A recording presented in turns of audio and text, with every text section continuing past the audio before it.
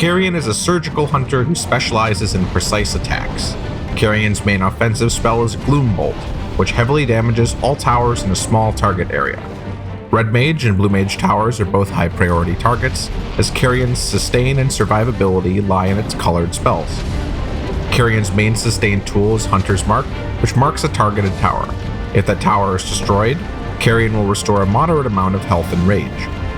Gloom Bolt is an excellent way to trigger the mark, allowing Carrion to frequently heal without losing any rage. Carrion's main defensive spell is Lurk, which cloaks the dragon for a short duration. Upon uncloaking, Carrion damages nearby towers and gains increased breath damage for a short duration.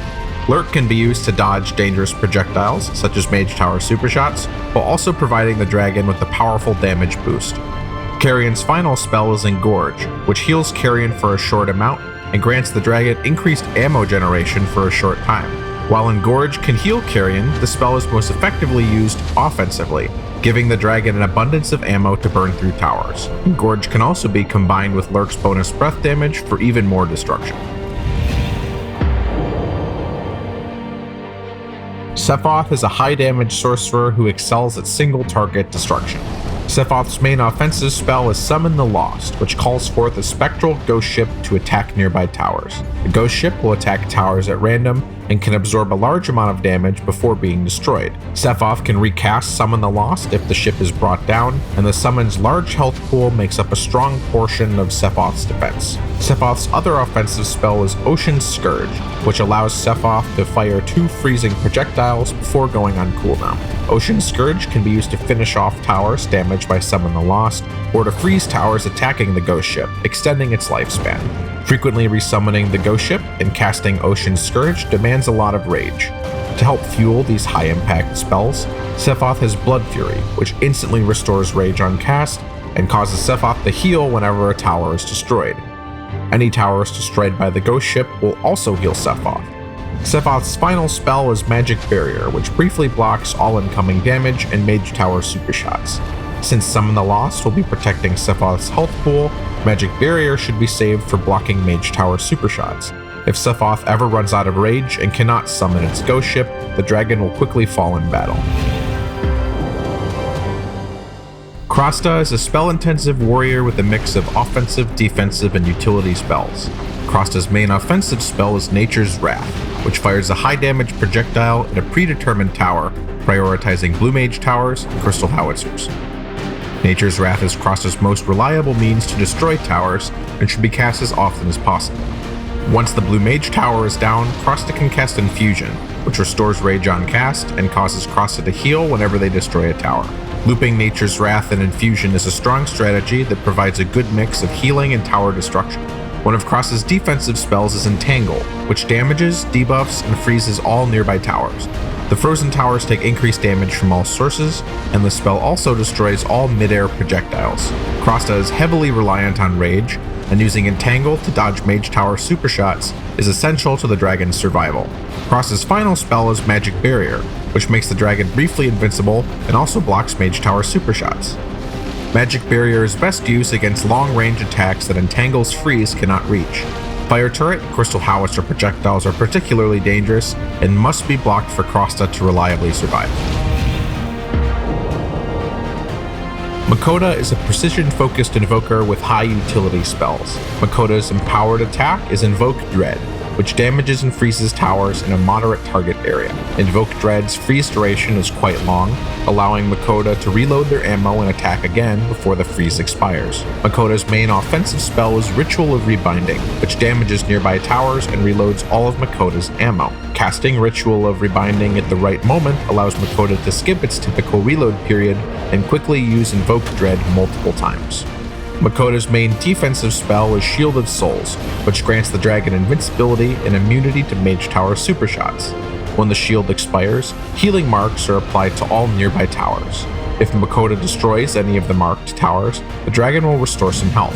Makota's final spell is Adaptive Flak Resist, which swaps the dragon's active resist and restores a small amount of rage with each cast. For best results, try to set Adaptive Flak Resist to whichever tower is not currently frozen by Invoke Dread. Almost all of Makota's damage comes from its breath attack and invoke ability.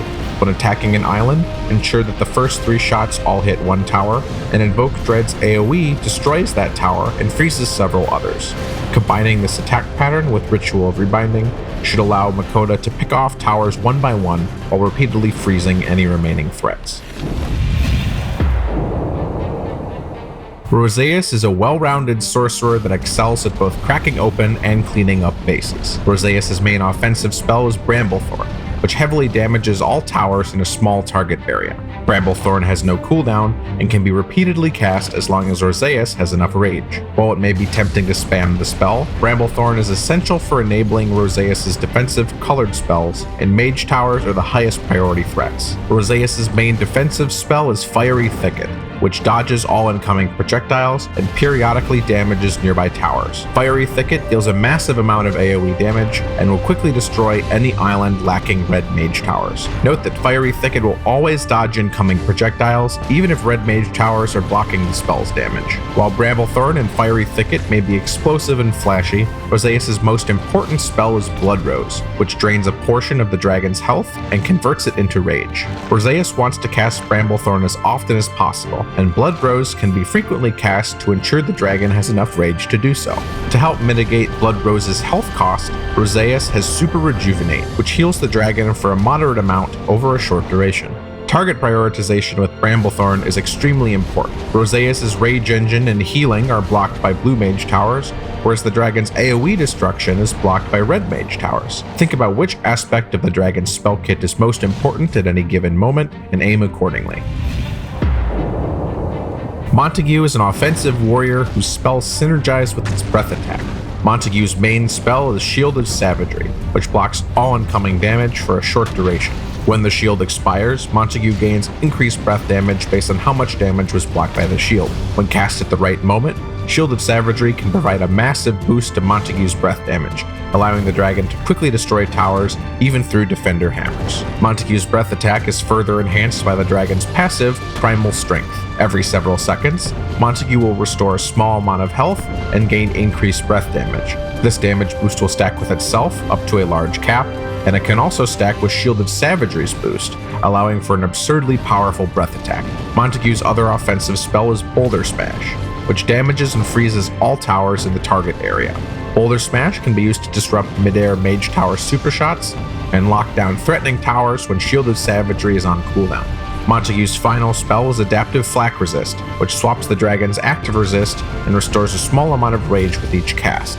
Montague's passive naturally pushes the dragon towards attacking longer bases in which the damage boost can ramp up. As a result, Montague should focus on survival when attacking the opening islands and destruction on the back half. Boulder Smash and Adaptive Flak Resist can mitigate a large amount of damage, but these spells also reduce the amount of damage that Shield of Savagery can block, and Montague should be careful when spellcasting to avoid these anti-combos.